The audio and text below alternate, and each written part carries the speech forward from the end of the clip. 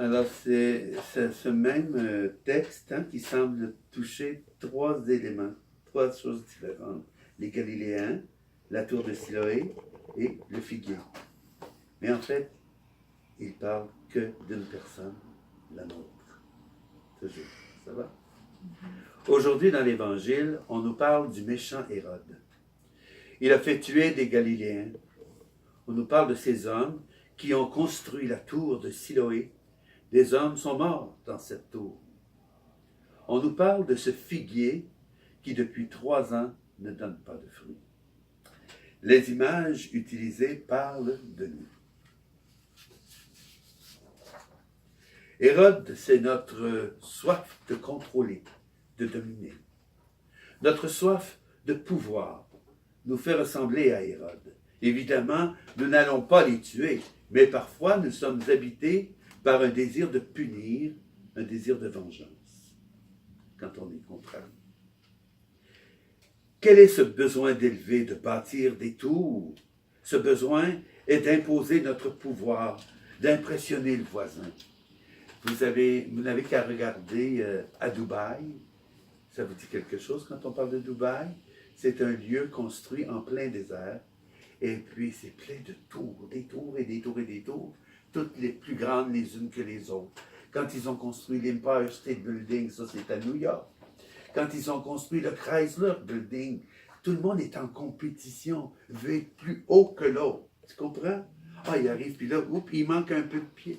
Il ajoute une flèche, une espèce d'antenne, de je ne sais trop quoi, qui mesure 40 pieds, il plante cela, ah, il vient de le dépasser. Tu comprends? C'est aussi bête que ça.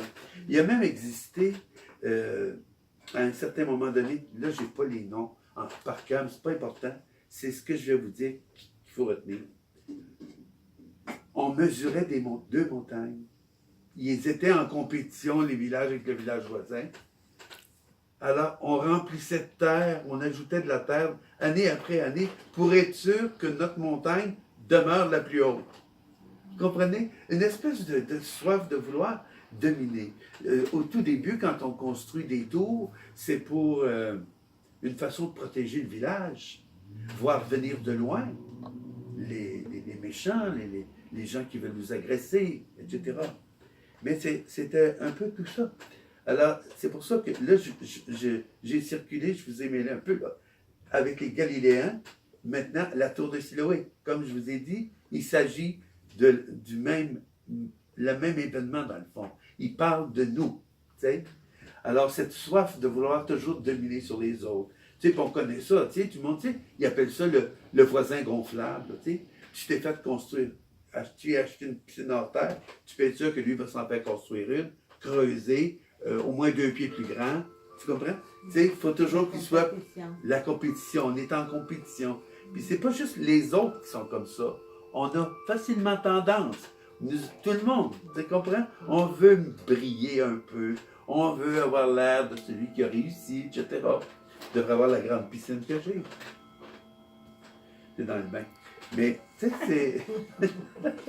non, mais tu sais, c'est tout ça. Alors, quand on arrive avec notre...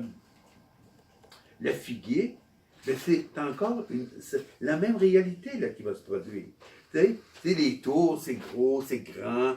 Bon, tu sais, ça veut impressionner. Mais là, le figuier, dans le fond, le problème du figuier, parce que j'ai fait des recherches, je me demandais, coudonc, c'est quoi ça, un figuier? Puis qu'est-ce que ça fait dans une vigne? Tu sais? Mais en fait, c'est comme un arbre. Puis plus ou moins tu vas émonder ton figuier, plus il va croître. Il grandit.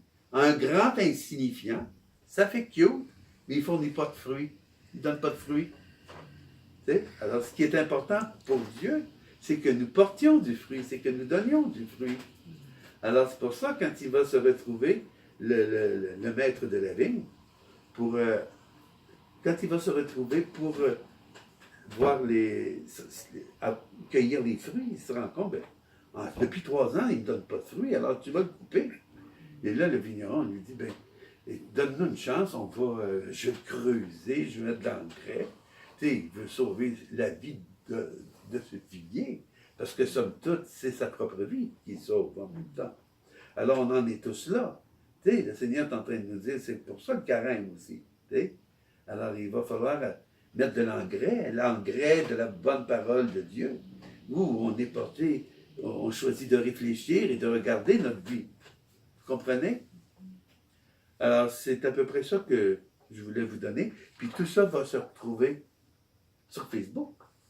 Alors, je compte sur vous pour aller le lire. Et puis, on ne sait jamais. Peut-être qu'on pourrait avoir... Moi, j'avais choisi un chant qui n'est pas nécessairement proposé pour le carême, mais c'est « Ouvrez vos cœurs ».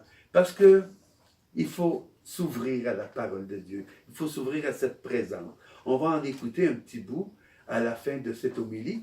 Et puis, vous avez le texte, vous pourrez chanter si vous voulez avec nous. Pardon.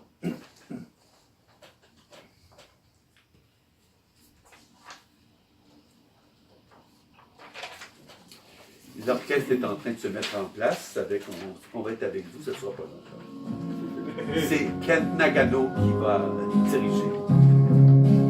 Ouvrez vos cœurs au souffle de Dieu, sa vie se greffe aux âmes qu'il touche, qu'un peuple nouveau renaisse des eaux pour plein de l'esprit que tombe la terre. Ouvrons nos cœurs au souffle de Dieu, car il respire en notre bouche plus que nous-mêmes.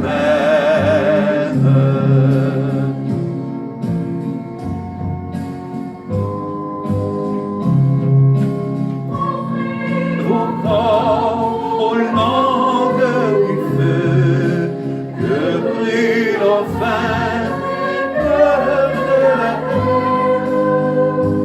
Vos fronts sont marqués de signes sacrés, les mots de Jésus et de victoire. Offrons nos corps aux langues du feu, pour qu'ils annoncent le mystère.